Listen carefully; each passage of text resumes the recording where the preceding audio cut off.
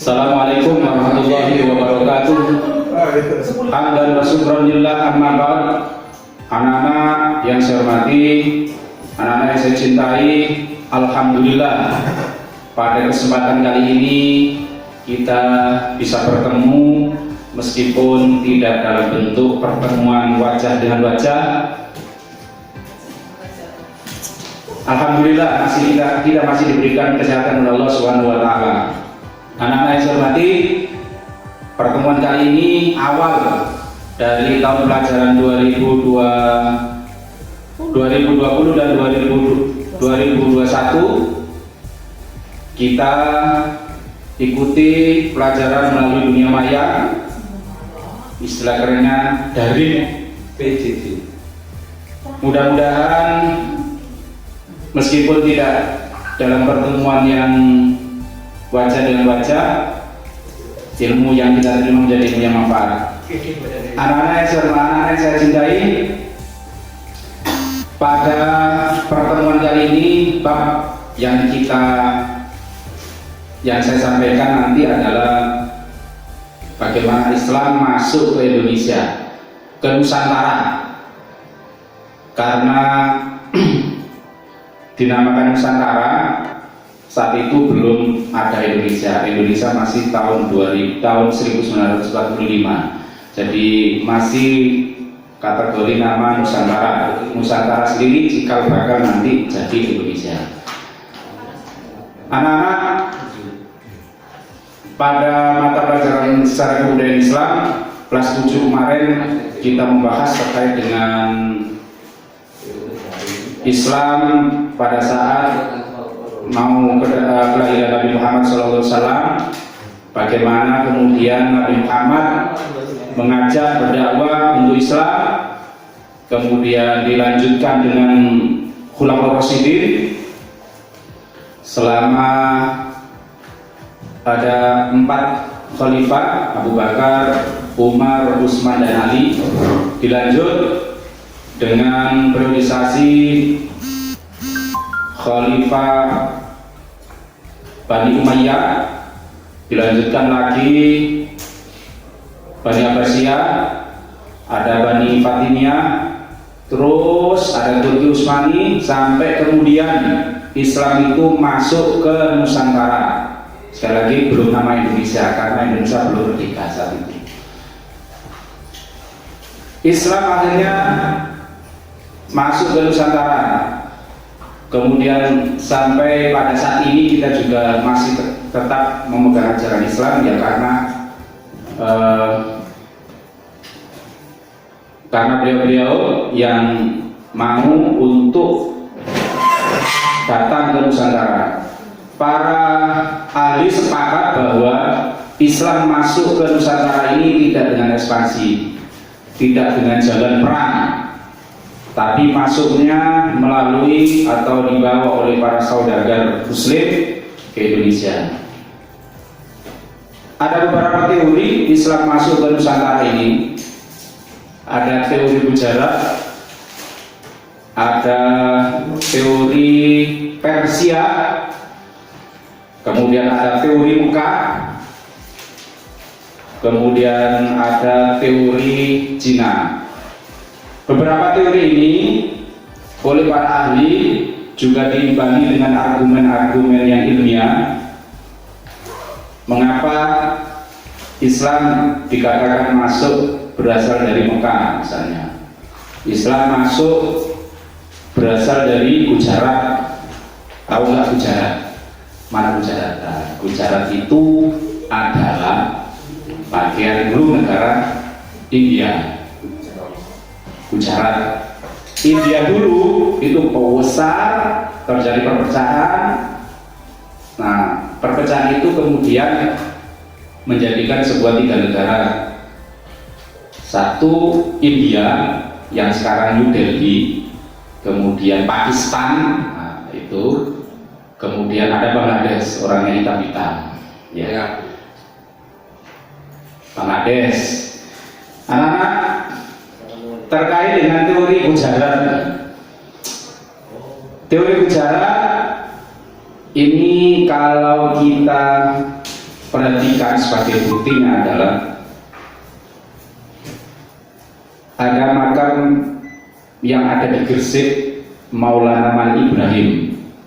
Maulana Malik Ibrahim itu makamnya, batu nisannya itu berasal dari Gujarat, ada kemiripan dari Gujarat.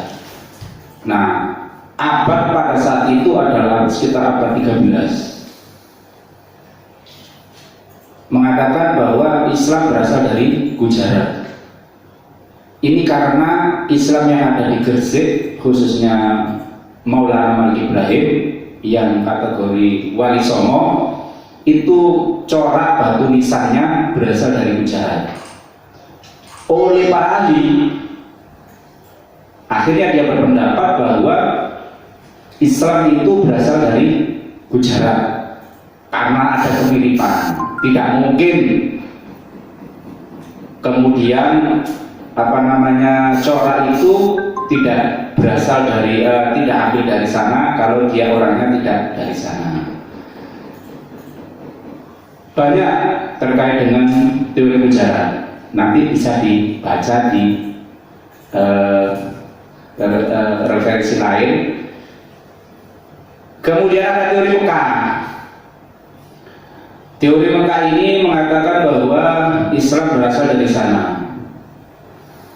Nah, ini sebagai alasan atau argumentasinya itu adalah di Indonesia, di Nusantara ini salah satu di antara argumennya adalah madhab yang diikuti oleh orang-orang Indonesia, orang Nusantara Indonesia saat ini adalah madhab Syafi'i. Nah, Mekah itu madhabnya madhab Syafi'i. Tidak mungkin kemudian tidak dari Mekah kemudian madhabnya di Indonesia ini di Nusantara dari madhab Syafi'i, satu di antara. Kemudian teori Persia. Teori Persia itu dia mengatakan bahwa Islam berasal dari Persia. Dari Persia ada kesamaan. Persia itu ada kecenderungan madhabnya madhab Syiah, sehingga dia menjunjung tinggi jalur keturunan Ali bin Abi Thalib. Ada pesta atau ada tradisi di sana itu 10 Muharram itu mengenang meninggalnya cucu Nabi Muhammad, Husain Hasan bin Ali. Husain bin Ali, Hasan bin Ali. Upacara namanya upacara tabur. Ini mengenang kematian dari cucu Rasulullah Sallallahu Alaihi Wasallam, yakni Hasan dan Husain tabur. Di Indonesia ada, Sumatera Barat itu ada sedikit kesamaan upacaranya. Nah, para ahli akhirnya berpendapat bahwa Islam juga dari Persia.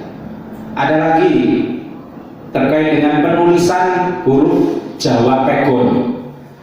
Ya, huruf Jawa Pegon ini sampai ngaji dinia, kemudian ono tulisan nisore iku kan Pegon itu piku. Pernah nulis piku sampai mudah-mudahan pernah ya. Kalau nggak pernah nanti ketemu sama guru kurtisnya, minta untuk diajari piku. Nah, ternyata ada kesamaan huruf Pegon yang ada di Persia dengan yang ada di Indonesia. Ada lagi ini untuk Persia itu cara mengejanya. Kalau kita sekarang mengejanya sudah mengikuti jilid-jilid, ya ada fathah, kasroh, ya dhamma. Nah itu kalau dulu orang-orang tua kita dulu mengejanya itu agak sedikit mengguyukan menurut nalar kita. Kalau fathah ya ada fathah, kalau sekarang fathah, kalau dulu jabr. Kemudian ada pes. Nah ini kalau dulu saya pernah ngaji sebentar itu di mbah saya, wawu jabruan. Nah itu dari Persia. Akhirnya para ahli berpendapat bahwa Islam itu berasal dari Persia. Kemudian ada teori yang mengatakan, masih banyak itu argumen-argumen terkait dengan Islam berasal dari Persia. Ada lagi, di Persia itu ada nama sebuah perkampungan namanya Lerang. Nah, itu ada kesamaan dengan adanya nama Lerang yang ada di kota kita, Gresik. Lerang, itu ada makam panjang Fatimah binti Maimun. Itu kesamaan ada di Persia, sehingga Islam argumentasinya berasal dari Persia. Kemudian ada teori Cina. Memang Cina kita akui orang yang suka melancong, ya, orang yang suka berpetualang. Dia pernah ke Nusantara ini, dia mengatakan di situ ada perkampungan orang-orang yang pakai baju gamis, sekarang pakai baju yang lontar sepanjang itu, kemudian pakai sorban. Nah, itu disampaikan oleh orang-orang Cina karena dia sering melaksanakan atau melakukan perdagangan ke negara Nusantara ini. Anak-anak yang saya hormati, itu terkait dengan beberapa teori yang mengatakan bahwa Islam berasal dari Gujarat, ada yang berasal dari Mekah, ada yang berasal dari Persia, dan ada yang berasal dari Cina. Kita tahu Cina juga panglima yang terkenal yang pernah ke Nusantara, Laksamana Cheng Ho, sampai diabadikan sekarang di Surabaya itu, Surabaya dan Malang itu Masjid Cheng Ho, berasal dari Cina. Anak-anak itu terkait dengan teori mengatakan bahwa Islam masuk ke Nusantara. Selanjutnya oleh para penyiar agama Islam ini memang terkait dengan bagaimana caranya Islam itu bisa diterima oleh warga pribumi, masyarakat Nusantara itu nanti kita bahas pada sesi ke depan. Jadi Islam itu nanti caranya bagaimana? Nah, satu diantaranya dengan pernikahan. Wong Arab kan dengan gandeng. Nah, orang pribumi cenderung naksir. Akhirnya terjadi perkawinan. Satu diantaranya, oke, bisa nikah dengan saya, asalkan kamu harus membaca 2 kalimat syahadat. Nah, akhirnya diajak membaca kalimat syahadat. Akhirnya dia masuk Islam dengan cara perkawinan. Nah, itu nanti kita lanjutkan pada sesi atau pertemuan yang akan datang. Barangkali itu ya anak-anak pada pertemuan yang pertama ini, semoga menjadi sebuah ilmu ya, jadi yang pengetahuan baru terkait dengan beberapa teori Islam masuk ke Nusantara. Akhirnya wallahul muwaffiq ila aqwamit thoriq. Assalamualaikum